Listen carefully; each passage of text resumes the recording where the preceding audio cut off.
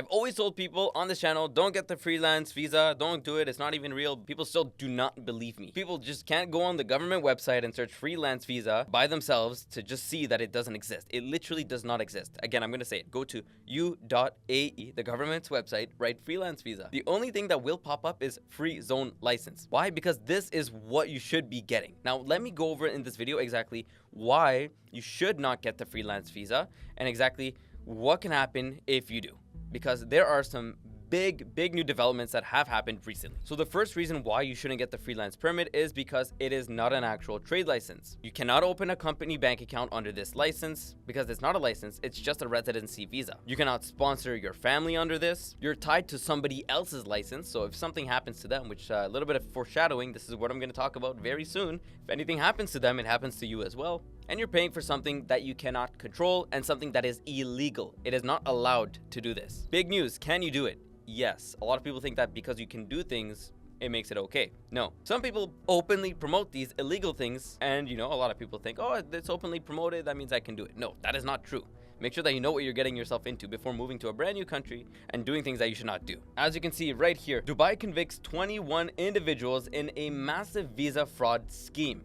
Keep this in mind, these 21 individuals are the people running the operation, not the people who are actually impacted. Well, I mean, of course, everyone is impacted by this. These guys are going to go to jail, but not the other people that are impacted by this, the visa holders, which let me tell you exactly how many of them there were. So 21 individuals of different nationalities have been convicted of visa-related crimes in Dubai. The Dubai Citizenship and Residency Court also fined them 25.21 million dirhams, which is a lot of money, of course, for this. And of course, they're gonna get more penalties. It's not just a fine, it's actual jail time and other consequences, travel bans, restrictions, visa, all these things. So good luck to these people. The individuals were found guilty in one of the biggest cases involving the illegal use of residency visas. And I always tell people, guys, this is illegal. And people tell me, Kevin, it's not illegal, my friend has it. And I'm just like, okay, well, it's still illegal. Here we go, it's very clear here. Illegal use of residency visas. They set up fake companies to bring in people, then abruptly shut those businesses down without regularizing the legal status of the workers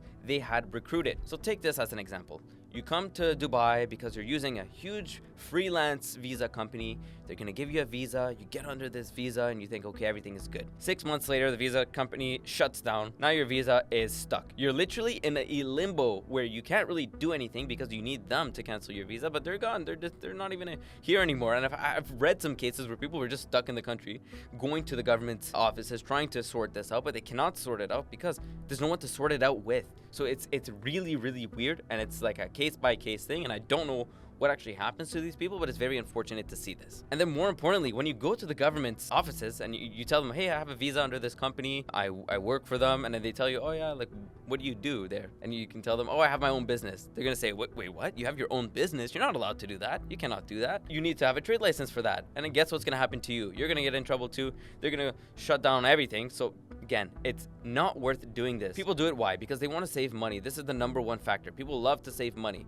but you shouldn't save money when you should not be doing things, because it's gonna get you in trouble later. Now, how many people were in trouble? Not later, but today? Well, exactly 385 people. So 385 residency visas. It was also found that most of the business licenses were issued using fake addresses, indicating a deliberate plan to bypass and exploit residency and labor laws for illegal profit. This is what you get when you want to pay 10k dirhams or 15k dirhams to get a residency visa. It's actually not even better in many cases to get this. This is what the craziest part is. So of course, if you're making like under $50,000 a year, of course, this could actually make sense financially. Should you still do it? No, of course not. It's illegal. Don't do that. But can it make sense financially as a cheaper option? Of course, yes, because you're making less than 50k. And why am I saying less than 50k? Because all these companies, what they also do is if you want to start taking payments, they're going to charge you a fee to take payments. So for example, you're under this company, you cannot take, again, I mentioned you cannot open a bank account. So where do you get your payments? Well, you get it to their bank account. It goes to their bank account. They have to do the accounting, bookkeeping, and they're going to charge you a fee. And in most cases, that fee ends up being a lot more. It's usually 2, 3, 4, 5, 6%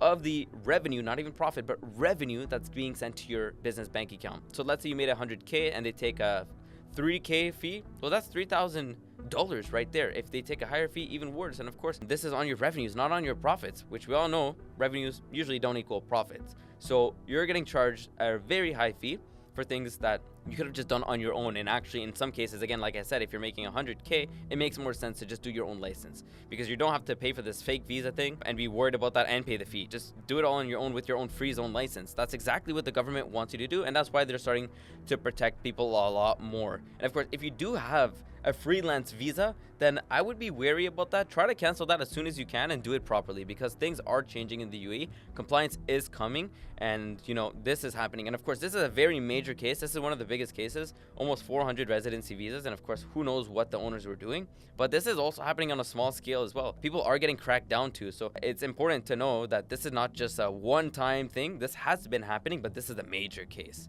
This is the biggest one in the UAE. So moral of the story, get a real residency visa, do it properly, set up with GenZone. We'll make sure that everything is done properly from the get-go. And of course, if you need any assistance, let us know. And actually, one more honorable mention that I do want to say before I end this video, the nomad visa, the digital nomad visa that a lot of people like to mention, which is kind of like similar to the freelance visa. This digital nomad visa does not give you tax residency in the UAE. It lets you live and work in Dubai for a company outside of the UAE, but it does not give you tax residency in the UAE. So don't think that just because you're living in Dubai, you're paying taxes in Dubai. Even if you live in Dubai all 12 months of the year and you have this nomad visa, it does not qualify you to be a tax resident. So please be careful with this. You need to fulfill the actual criteria. You can go check the FTA's website online that tells you exactly what to do to be a tax resident, or of course on this channel, you can go and search that up.